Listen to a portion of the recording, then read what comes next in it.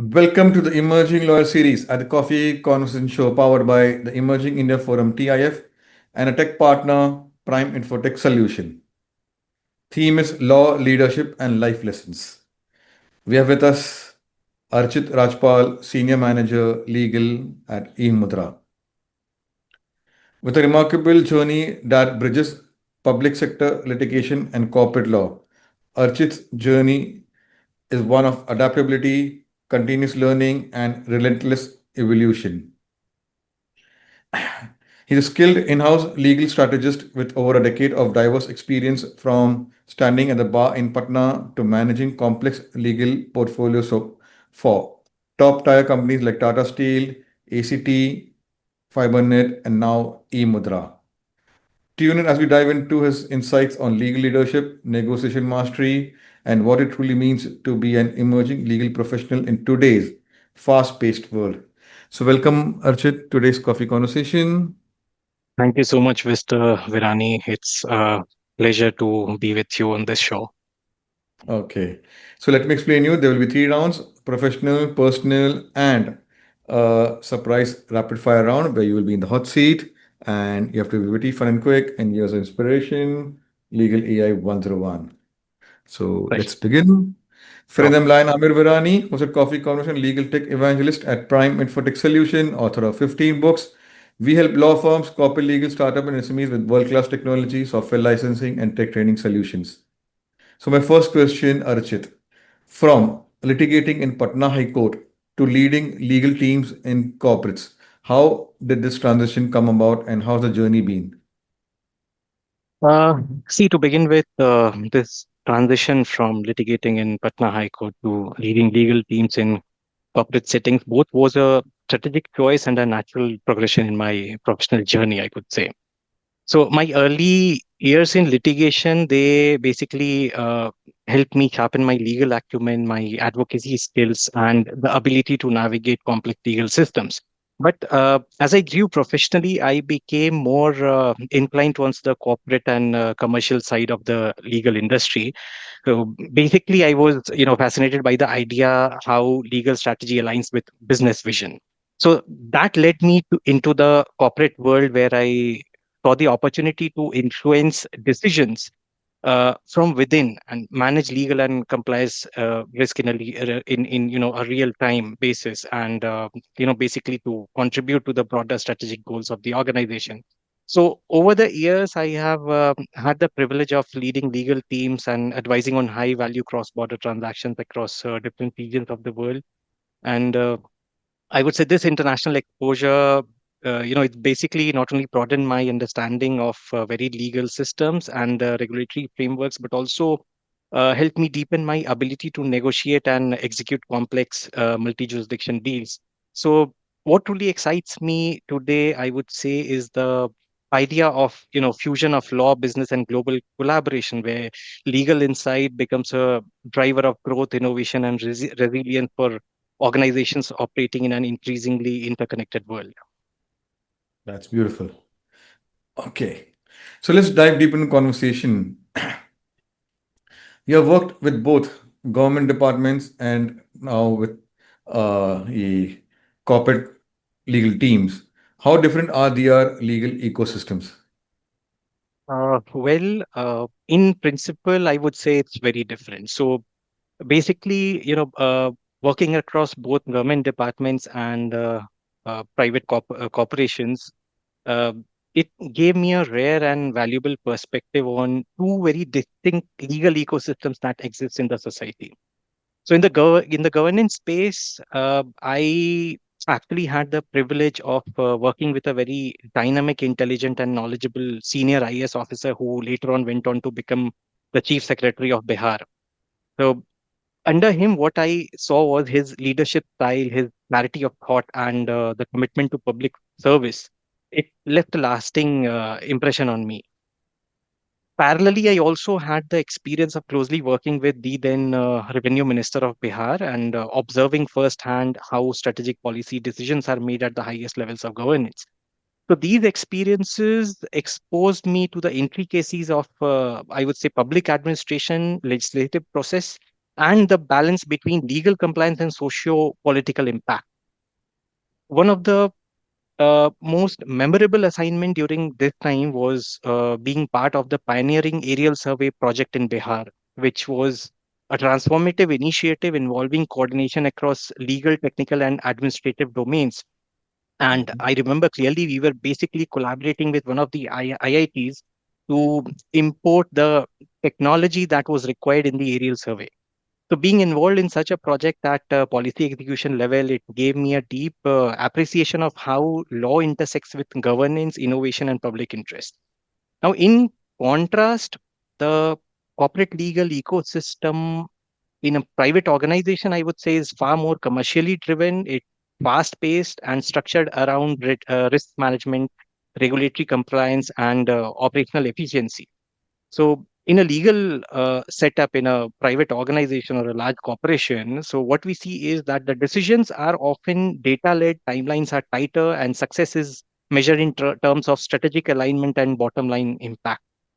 So, having operated in both of these worlds, I have come to appreciate the strength and challenges of each. While the government system demands patience and a deep understanding of policy and public accountability, the private sector thrives on agility, precision, and forward-thinking, legal strategy.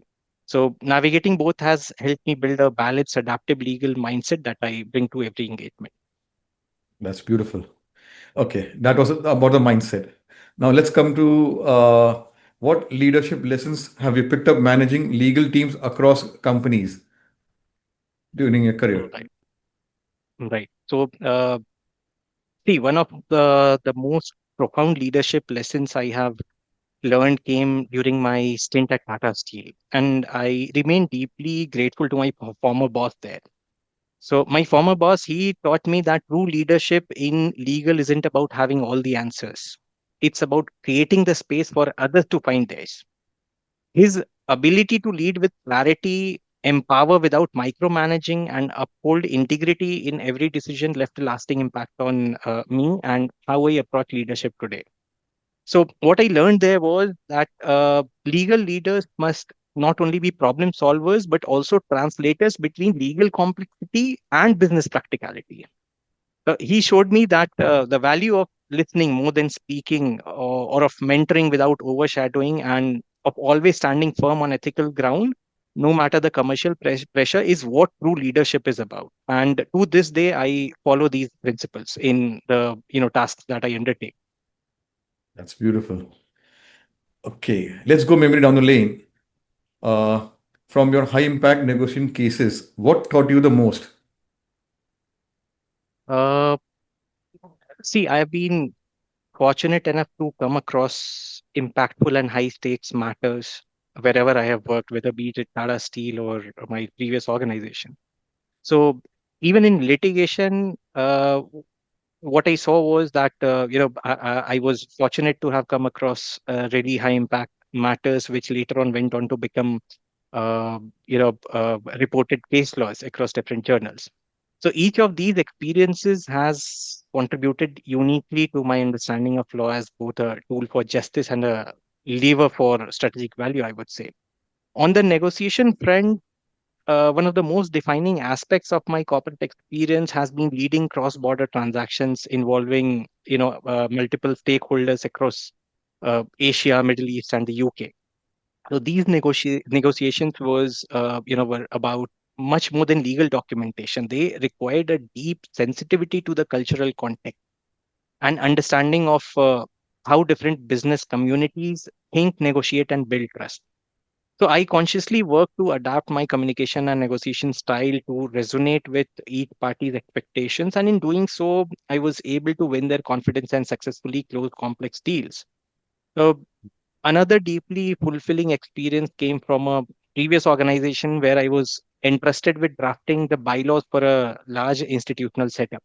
So rather than treating it as a mere legal exercise, I would say I immersed myself deeply in understanding the real world implications, like you know engaging with stakeholders on the ground, accessing the community's needs, and ensuring that the bylaws were both legally robust and socially responsive. So it was a rare opportunity for me to shape the foundational legal architecture with a lasting impact. So I would say altogether, these diverse experiences spanning boardrooms, courtrooms, and community forums have shaped me into a legal professional who not only understands the law, but also the people it serves and the system it influences. Wow, beautiful. So, Arshit, you have pursued LLM after gaining significant experience. So, I'm dividing in two parts. What motivated you to go for LLM? How was the experience? And how did academia enhance your practical legal insights? See, I was right after graduating from Chanakya National Law University in 2014. I was always inclined to pursue LLM, but since I had joined litigation back then, I did not have the bandwidth nor the time to pursue it. So as I advanced in my career, I thought, why not go ahead with the LLM? And basically, COVID gave me that platform, that opportunity to pursue my dream of LLM. So basically, my pursuing my LLM after gaining substantial professional experience was not just an academic pursuit. It was rather a strategic investment, I would say, in expanding my legal and strategic perspective. So what truly stood out about the program was how it was designed to deliver practical clarity rather than remain confined to theoretical constraints. The coursework at Jindal was, really well rooted in the real world case studies, policy simulations, and solution oriented legal framework. This actually allowed me to immediately relate academic content to the complexities I had faced in practice. So basically, the coursework wasn't about memorizing doctrines, it was rather about sharpening judgment, refining strategy, and seeing the law through a global applied lens. Another invaluable aspect, I would say, was the collaborative nature of the program. So basically, in our cohort, we had very, recent fresh graduates and also very high senior professionals, GCs, and very, senior advocates in the cohort.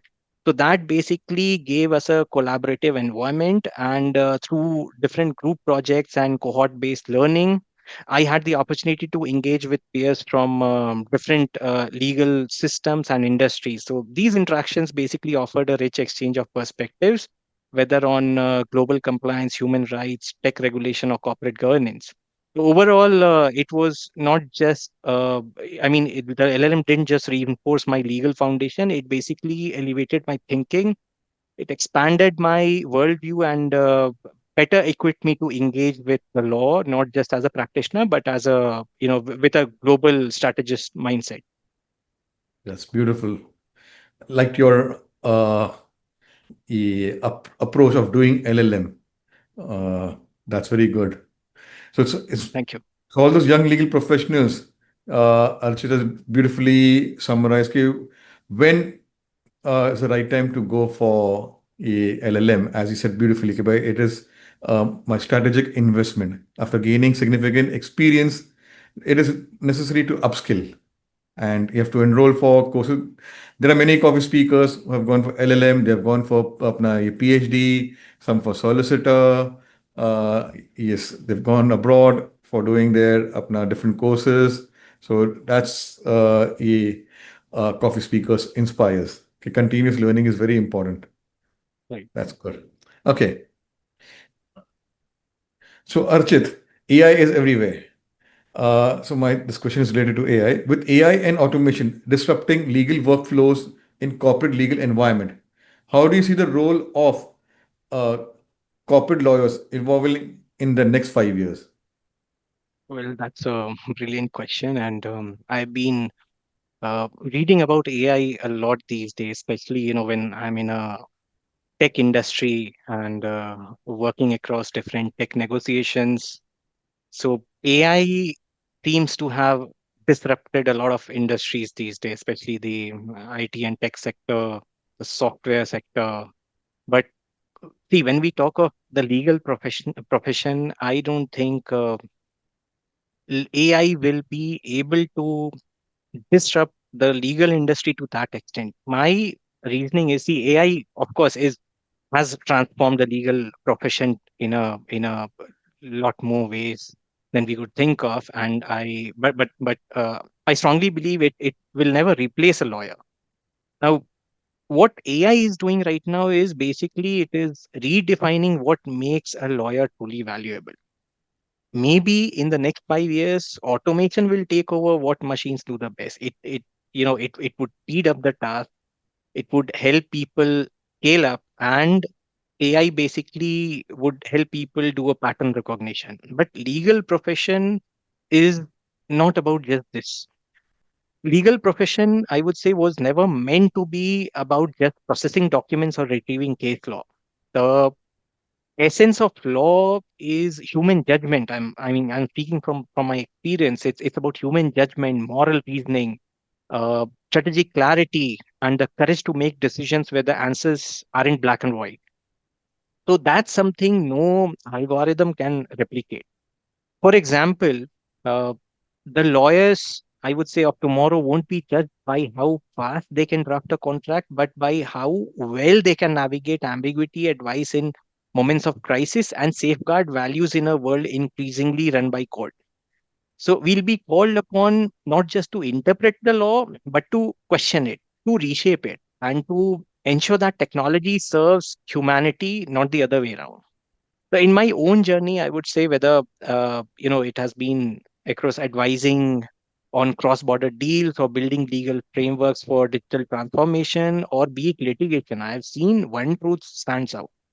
So that is when stakes are high, people don't look to machines. They'll always look at someone they can trust. And of course, AI or computer or robots cannot be something that people will trust at the time of calamity or at a time of dispute.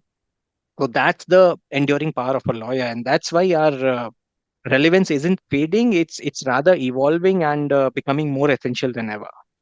Wow. So, Archit, your current time at eMudra, how has it shaped your perspective on tech law and digital transformation? Uh, See, my time at eMudra, I would say eMudra is a leading player in digital identity and trust services, and my time here has been instrumental in shaping my understanding of tech law, data governance, and the broader digital transformation landscape, I would say. So, being at the legal helm in a tech driven environment allowed me to work at the intersection of innovation, regulation, and cybersecurity. One of the key takeaways was the critical role legal teams play in enabling secure and compliant digital ecosystems. Uh, Whether it was advising on PKI infrastructure, data protection frameworks, or you know uh, cross-border digital signature solutions, or compliance with evolving regulations like IT Act, GDPR, DPDP, or other jurisdictional laws, I have realized that in tech law, what is important is the pace of legal evolution, and that must always match the speed of technological innovation. So, handling tech contracts, I would say, have deepened my appreciation for the complexities of digital sovereignty, cross-border data flows, and regulatory harmonization. It has uh, also taught me how to align legal risk mitigation with business expansion. That is, particularly in industries undergoing rapid digital adoption. So, most importantly, eMudra helped me see that digital transformation isn't just a tech journey, it's a legal and strategic one where clarity, foresight, and adaptability are the key. So basically, it strengthened my resolve to keep learning and stay ahead of the engaging IT related developments. Wow, beautiful. So, Archit, according to you, what is the most underrated skill for an in-house counsel today? Uh, right, that's an interesting questions. Uh, See, the most underrated skill I would say is basically Uh, I see. I'll tell you honestly from my experience. That's a really interesting question. So, and it takes me to my time as a fresher in the industry. So, a person, a legal graduate, as and when the person enters the industry, they are just aware of the law. They know the bare acts, the sections, the regulatory framework, all those things. But what becomes important in a, especially in a corporate environment, is to understand the business as well, which of course I don't think the law schools teach that. So in a in-house setup, when a fresh legal graduate enters, the person in, of course, I mean, they are to an extent a legal expert, but what they should concentrate on is to understand the business, because in-house counsels cannot be cannot cause disruptions in the business. They shouldn't be seen as a disruptive lawyer, rather as a business enabler. So understanding, having a good understanding and in-depth understanding of the business is very important for an in-house counsel, and this skill is actually required from the day one you enter into the industry. So Wow. instead, in spite of being a lawyer, you should try to understand the business. You should understand the nuances. You should have done your market research, as in what knowledge, what understanding is required from you, and what is expected from you as an in-house counsel. Because right from day one, you have to contribute to the business and ensure that the business grows. That's beautiful. Okay. So let's go to the next round and understand Archit as a person. Tell us about your family and your formative years.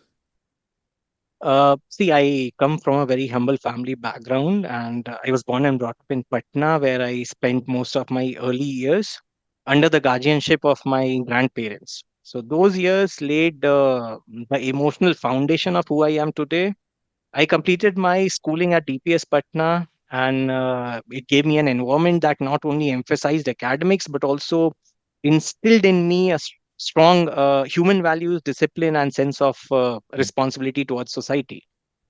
After school, I pursued a 5 year integrated PLLB honor course at Chanakya National Law University, Patna, which further shaped my legal thinking and sharpened my understanding of the world around me.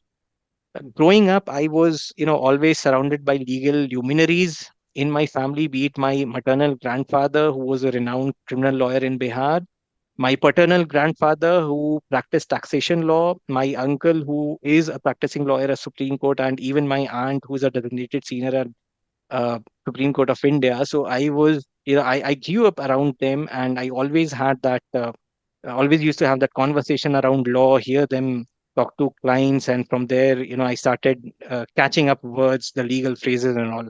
So watching them work, speak, and serve the cause of justice actually left a deep impression on me.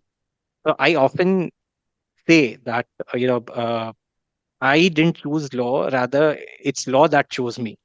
It was always there in the family, shaping me quietly through the values, the voices, and the legacy of people I admire the most. So their journey inspired mine, and that influence continues to guide me every single day in my personal and professional life. And yet, I would say, despite coming from a strong lineage in litigation, I'm proud to be a first generation in house counsel. So I chose to take that leap, build my path from scratch in the corporate legal world, and prove that legacy can be a foundation, but your vision defines your journey. Wow, beautifully. That's beautiful. So, what's a hobby or interest that helps you to unwind or recharge?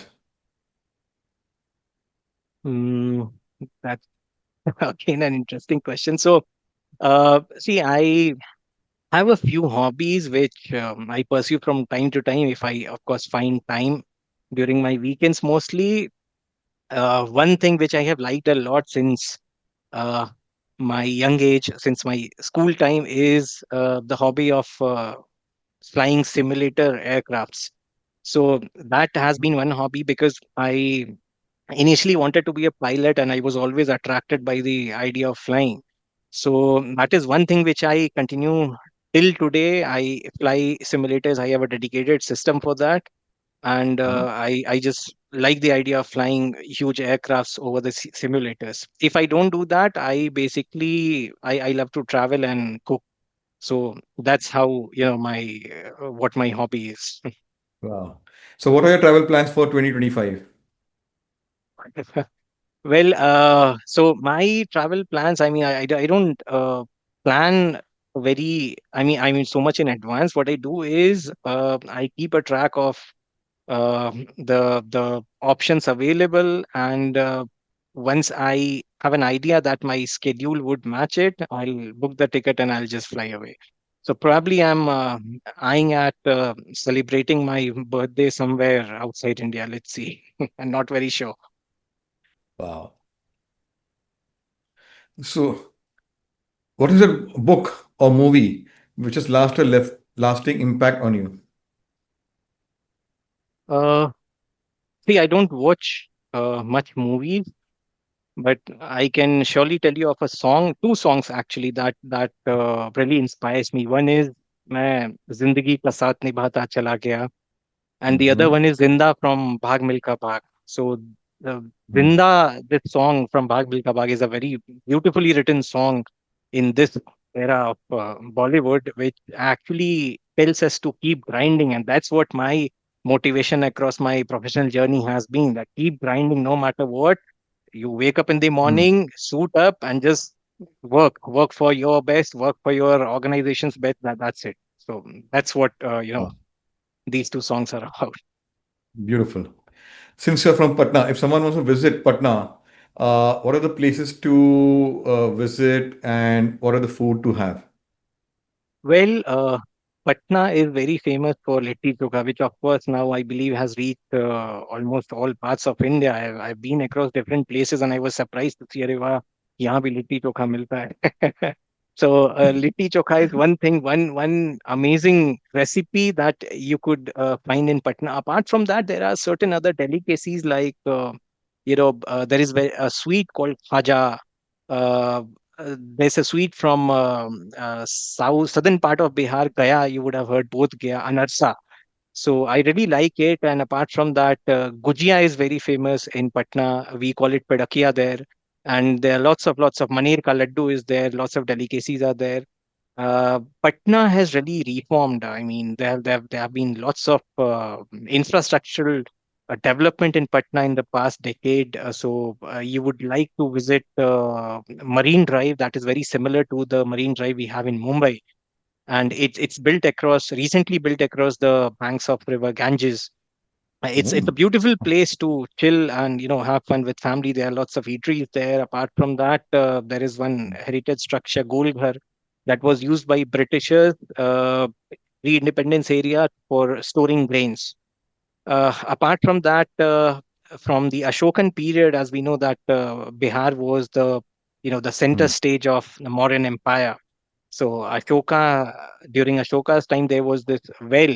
It's called Kumrar, well of Kumrar. So that is still there, protected by the ASI.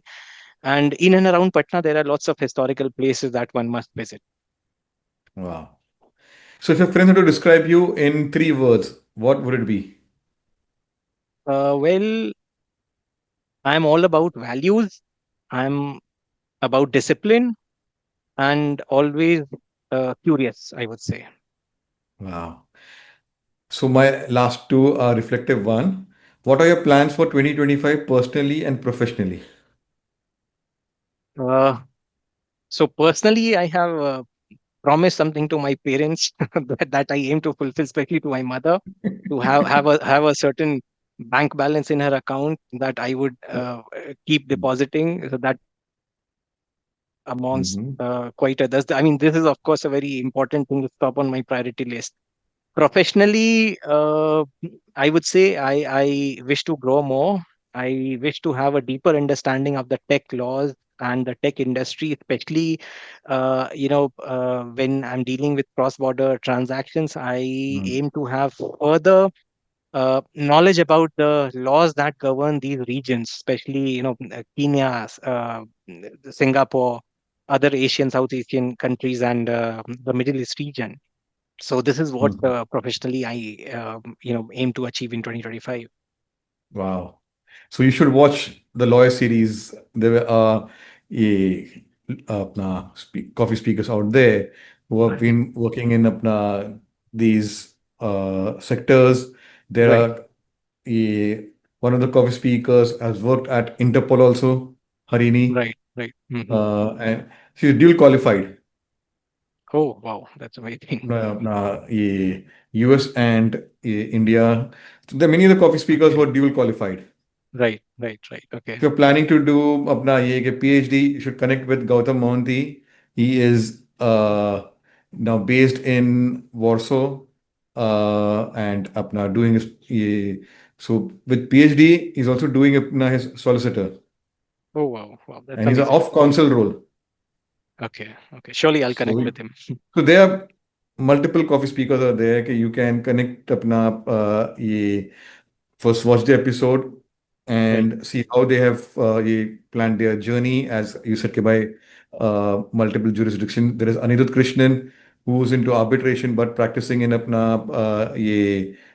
South Asian sector, Singapore, India.